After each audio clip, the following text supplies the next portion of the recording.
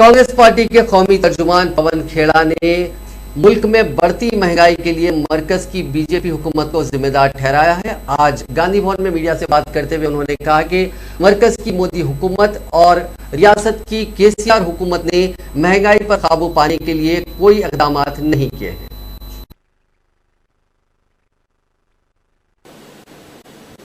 5 राज्यों के चुनाव के रिजल्ट आए, हमारे खिलाफ गए रिजल्ट।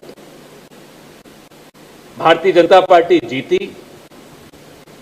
जब चुनाव का प्रचार चल रहा था तब राहुल गांधी ने सबको चेतावनी दी थी कि ज्यों ही चुनाव खत्म होगा पेट्रोल और डीजल की कीमत बढ़ेगी।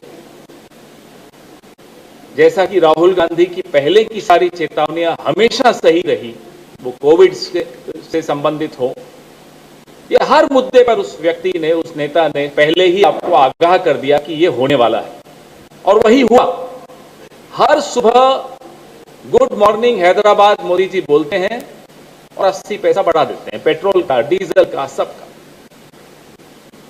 पिछले 7 सालों में 26 लाख करोड़ सिर्फ और सिर्फ एक्साइज ड्यूटी से पेट्रोल और डीजल पर मोदी सरकार ने आपसे और हमसे लिया है। 26 lakh crore just out of excise duty on petrol and diesel has been earned from you and me by the Modi government. कोई हिसाब नहीं है उसका। निर्मला सीतारमण जी बोलती हैं कि वो कोविड का इंजेक्शन जो वैक्सीनेशन लगा वो उसी पैसे से आया। उसका हमने कैलकुलेशन किया एक दिन, रेवंत जी और हम बात कर रहे थे, 1,26,000 करोड़। कोई और मंत्री कहता है जो मुफ्त में राशन बंट रहा है वो उस पैसे से आया, उसका भी कैलकुलेशन कर लिया, 1 लाख करोड़ और मान लीजिए। 24 लाख करोड़ का हिसाब बताइए, अब कोई नहीं बताएगा। ये तो हुआ पेट्रोल और डीजल।